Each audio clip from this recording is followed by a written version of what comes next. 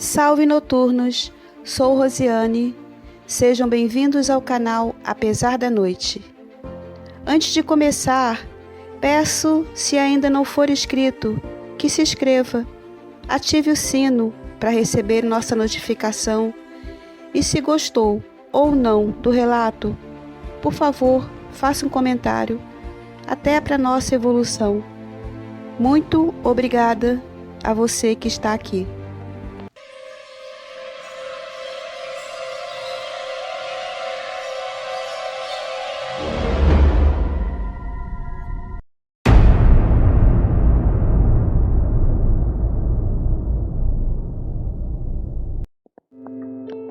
Já ouvi muitos relatos sobrenaturais, histórias de tudo quanto é jeito, relatos de fantasmas, espíritos assombrando casas e pessoas, elementais e até sobre sereias.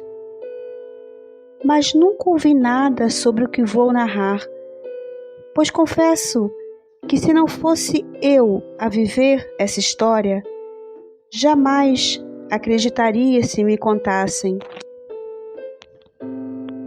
O ano era 1982. Eu estava então com 15 anos.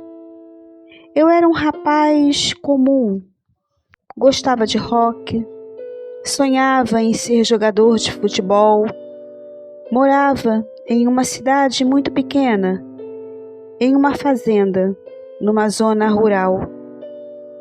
A fazenda não era nossa.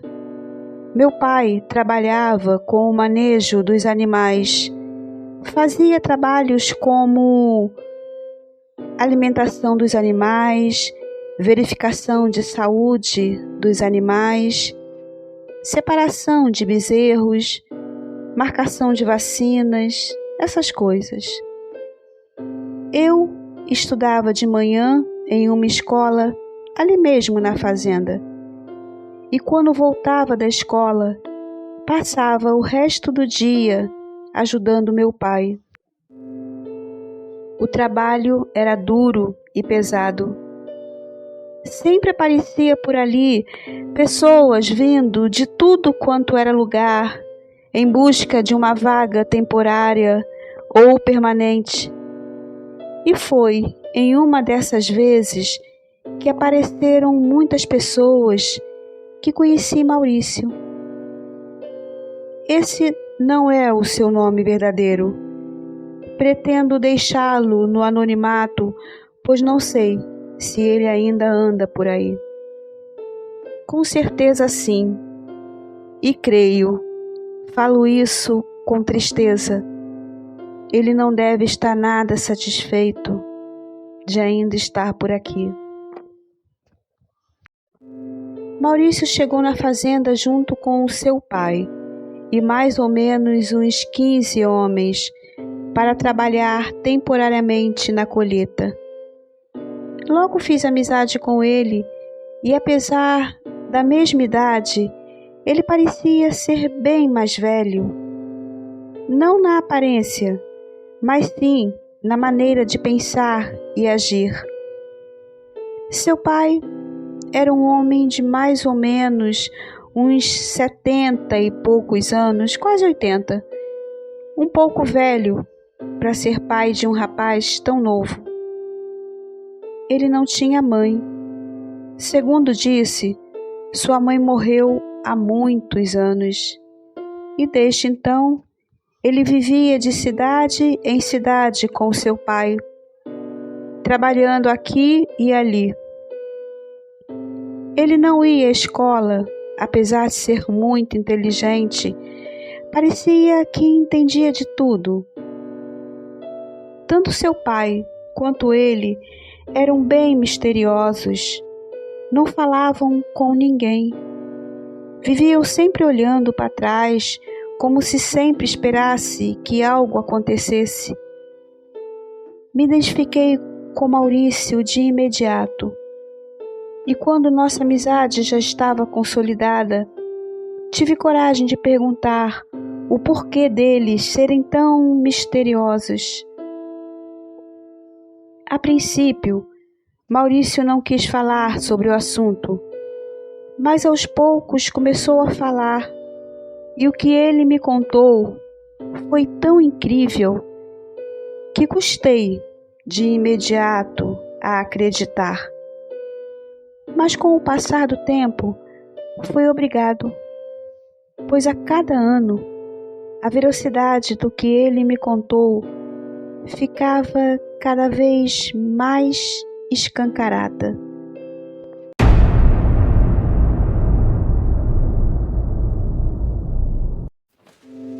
Há 30 anos atrás, eu tinha uma vida bem diferente do que tenho hoje. Meu pai trabalhava como representante em uma multinacional. Morávamos eu, minha mãe e meu pai em uma bonita e confortável casa. Minha mãe era professora em uma escola pública. Eu estava no 2º ano do ensino médio. Sonhava em ir para a faculdade e cursar administração. Olhei para ele assustado. Como assim há 30 anos ele já estava no ensino médio? Mas antes que pudesse questionar, ele fez sinal para que eu simplesmente só escutasse e continuou. Meu pai, por conta do seu trabalho, viajava muito. E então, um dia, como qualquer outro, apareceu na nossa porta uma mulher. Ela pediu para falar com a minha mãe e quando ela veio atender, a mulher, completamente louca, começou a ofendê-la. Disse, entre outras coisas, que era amante do meu pai e que era para minha mãe ir embora, pois ela era uma bruxa e que se minha mãe não fizesse o que ela estava mandando, ia se arrepender. Minha mãe ficou sem reação, começou a chorar. Eu, vendo aquilo, claro, pulei para cima da mulher, empurrei ela, que caiu no chão. Então, dei um chute nela e mandei ir embora. Coloquei minha mãe para dentro e fechei o portão. A mulher ficou gritando coisas horríveis. Depois disse que minha mãe ia morrer e que eu, ao contrário, não morreria nunca. Ficaria eternamente sofrendo e que eu ia me arrepender. Alguns dias depois, meu pai voltou. Minha mãe o confrontou. Ele começou a chorar, disse que conheceu aquela mulher em uma das viagens e que ela tinha cismado com ele e que não estava deixando-o em paz. Lógico que minha mãe mandou ele limpar aquele lixo e que durante aquele tempo era para ele sair daquela casa e só voltar quando aquela bruxa e aquele problema tivesse resolvido. Meu pai foi para um hotel e do nada, mas do nada, minha mãe começou a adoecer. Os médicos não sabiam o que ela tinha. Minha mãe ficou tão debilitada que meu pai teve que voltar para casa para cuidar dela. E em menos de 6 meses, minha mãezinha se foi. Durante todo o tempo, aquela mulher aparecia na nossa porta, às vezes xingando, às vezes rindo alto. Eu, o tempo todo, culpava o meu pai por ter acabado com a nossa vida, apesar de sentir que a culpa não era totalmente dele. A coisa ficou tão insuportável que tivemos que fugir. Meu pai pediu demissão e sumimos no mundo, deixando aquele demônio para trás. Achávamos que assim ficaríamos livres. Mas 2 anos depois da morte da minha mãe, eu não tinha mudado em nada. Estava exatamente como há 2 anos atrás. E conforme o tempo passava, mais o desespero aumentava. Começamos, eu e meu pai, a andar por tudo quanto era lugar, atrás de uma solução.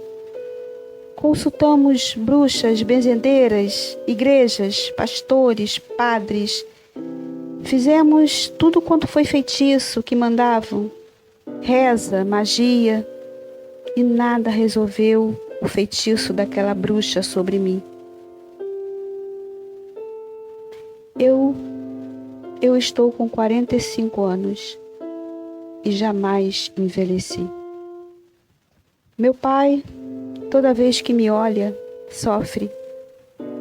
Deixamos tudo para trás.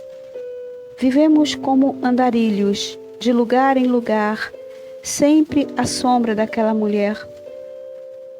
Eu não consigo envelhecer.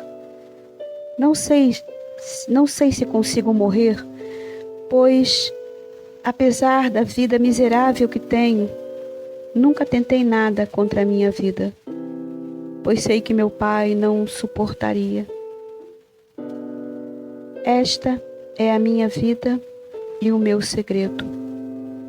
Confesso que estou aliviado de contar minha história, pois jamais falei sobre isso com ninguém.